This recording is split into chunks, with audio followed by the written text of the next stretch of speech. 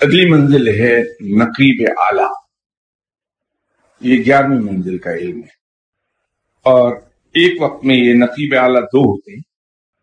یہ حالت صحب میں ہوں گے ہمیشہ. یہ یاد رکھیے، حالت صحب حالت سکر سے کہیں زیادہ سپیریئر گنی جاتی ہے، کہ حالت صحب میں رہنے والا ولی اللہ اور اس کے زبان سے سرب خلق خدا کے فائدے کی باتیں نکلتی ہیں، وہ نقصان کی بات اس کی زبان سے کبھی نہیں ادا ہوتی، اسے کنٹرول رکھتا ہے.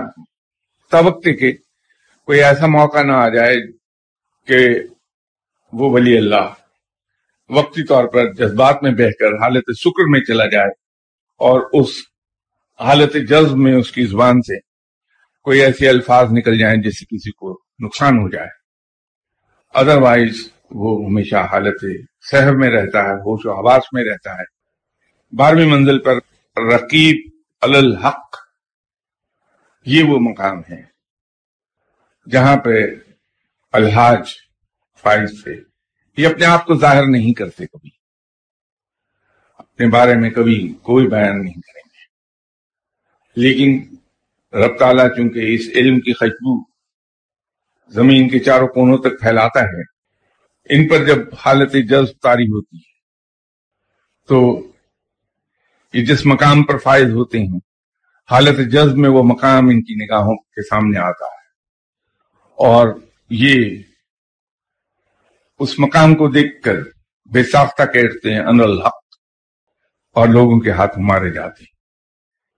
بہت اعلیٰ مقام ہے جہاں انسان اپنے رب کے حضوری میں رہ کے اس سے عشق اور اس سے پیار کر کر کے مقام پر آتا ہے جہاں دوئی نہیں رہتی، اور وہاں پہ ان کی زبان سے ان الحق نکلتا ہے. اس کی پاداش موت ہے، جیسے کہ الحلاج کو ملی.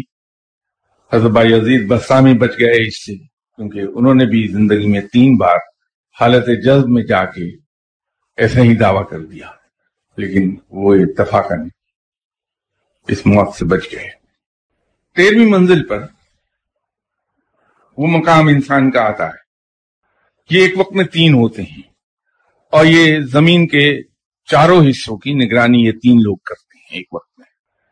یہ مقام حاصل کرتے کرتے لوگ اپنی جان سے بھی چلے جاتے ہیں.